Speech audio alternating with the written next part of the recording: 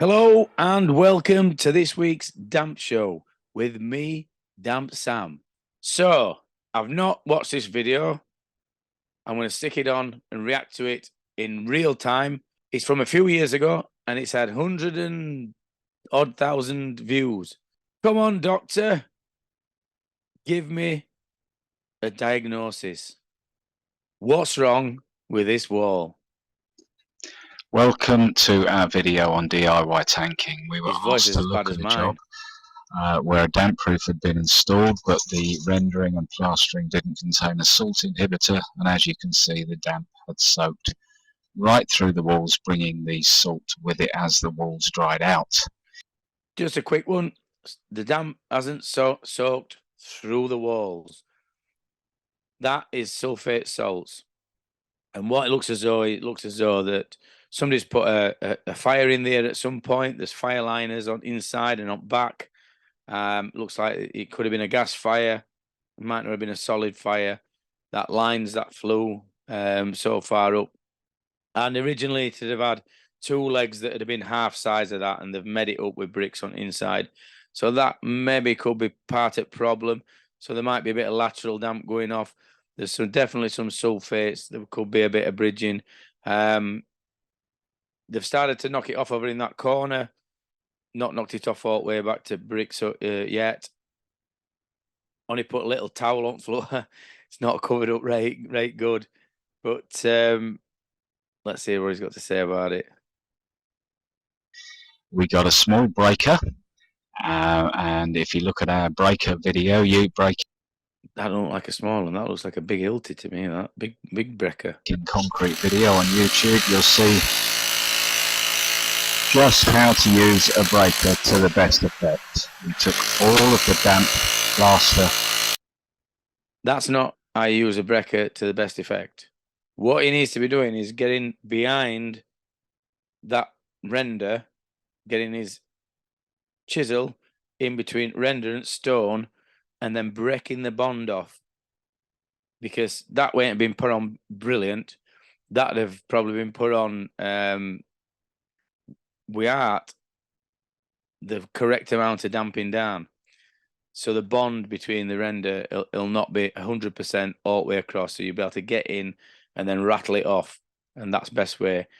That way he's doing it there is creating loads of dust and it's creating loads of mess.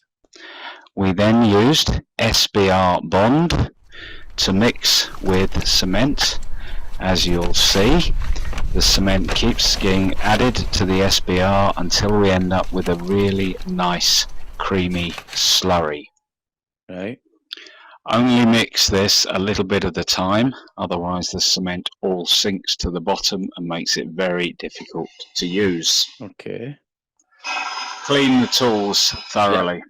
Yep. Use a large masonry brush to brush the tanking onto the wall. That's not tanking. That's a mechanical key. So this is what we'd put on as a mechanical key, so that your next render would stick to it. That's not going to hold water back. That's the specially made blended polymer modified mixers that you can buy, and then you just add it to water, and it probably costs as much as what he's just done there. SBR, what's that? 30 quid a tub, a 5 litre tub. What's sand and cement now? 8 quid a thing. You can get a bag for about 35 quid, and it's all mixed properly. So I'm tipping this is what he's calling his waterproofing. Very strange. In horizontal lines, don't brush it out like paint. Get plenty on and make sure you've got a uniform thickness. You'll need to keep whisking the slurry to keep it workable and the cement not sinking to the bottom, and carry on until you've done the first coat on the wall. I mean, that is like, you can see that he's only chipped finish off there. So finish is normally what? Going to be 3-4 millimeters thick. And then he's putting this on. So the only thing I can think is he's going to skim that and blend it in. He's got to do.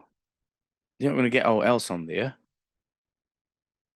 After 2 hours, apply the second 2 coat at hours? 90 degrees to the first, in this case obviously vertically, until you've had 2 uniform coats on the wall.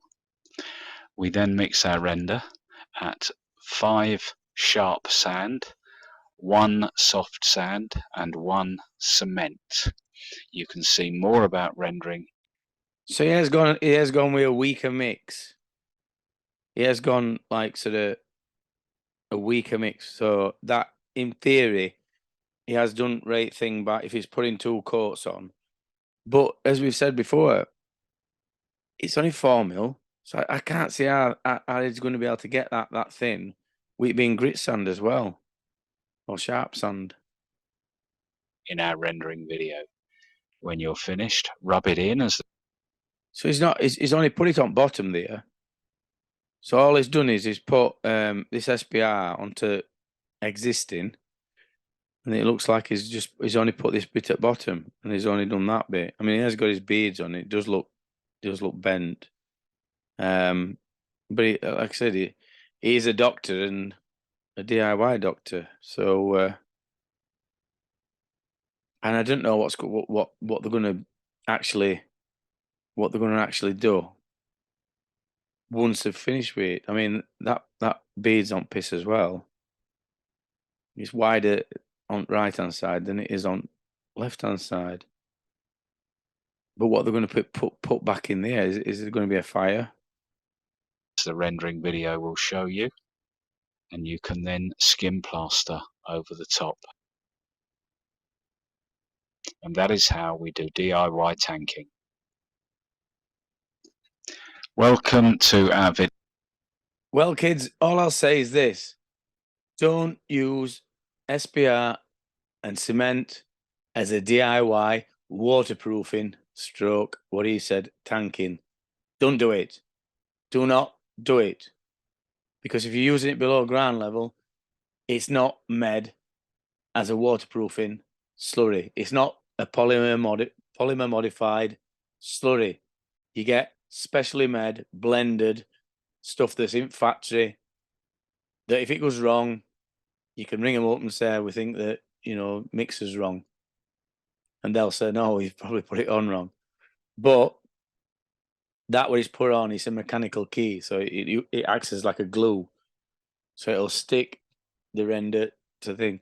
I mean, the way he's done it, it's like he's guessing. The DIY doctor is fucking guessing.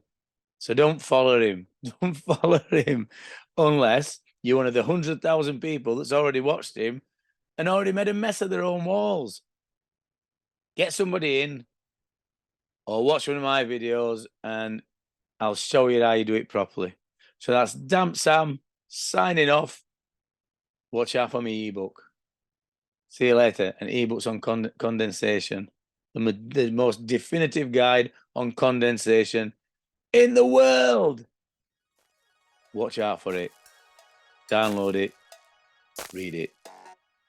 See you next time.